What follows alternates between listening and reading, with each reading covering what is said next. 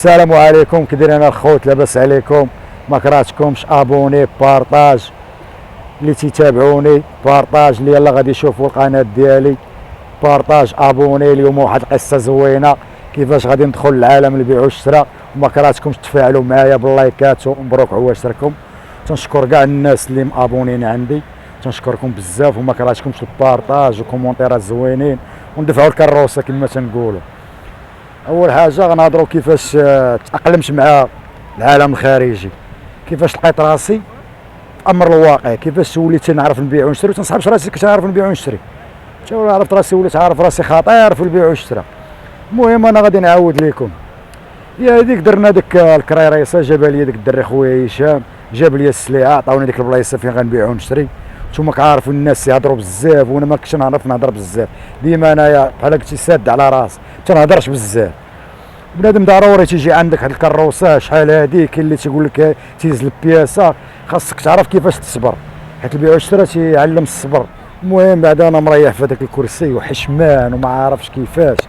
المهم جات عندي واحد السيده مسكينه قالت لي شحال الثمن ديال هذا، قلت لها القد والقد، بقيت معاها تقنعتها، خدات من عندي ديك البياسه، خداتها من عندي ب 30 درهم، وانا نحس بواحد الحاجه زوينه، شديت 30 درهم في يديا، قلت الله، قالت لي الدنيا زوينه دابا نعرف، قلت دابا الدنيا زوينه.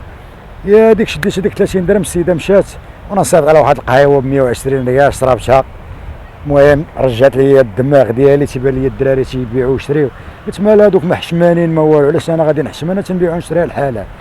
وانا نوضت انا وقفت حدا الكروسه اللي تتبان لي خذ يا اختي مرحبا، تبان لي شي وليد صغير خذ مرحبا، الا كان شي وليد صغير تندير معاه ثمن زوين.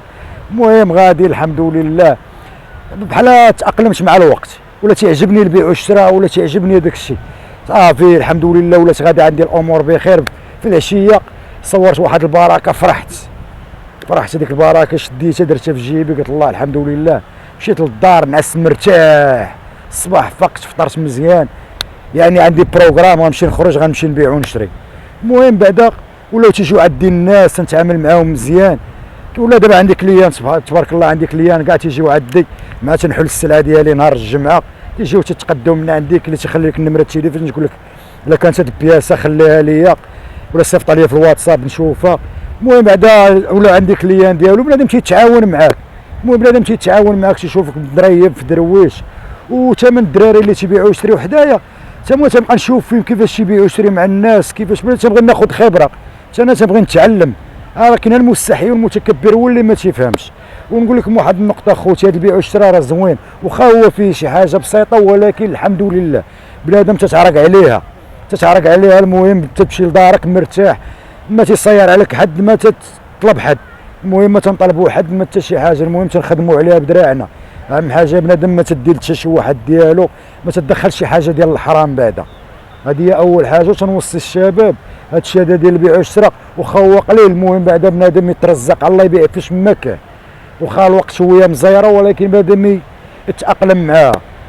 الحمد لله. راه هذا هو بغيت نوصل لكم كيفاش دخلت للعالم ديال البيع والشراء، وعجبني الحال. بعد البيع والشراء زوين، تتعرف على الناس، المهم تطريح في الكريريسه ديالك، تدي وتجيب مع الهضره في الناس. هذا تيجي يبغي يسولك، هذا تولي الناس كاع تيولي تيبيع ويشري معاك، تبقى جابد معاك شي موضوع اخر تمشي معاه حتى في الموضوع ديالو، كاين اللي تيشكي عليك، كاين اللي تيقول لك.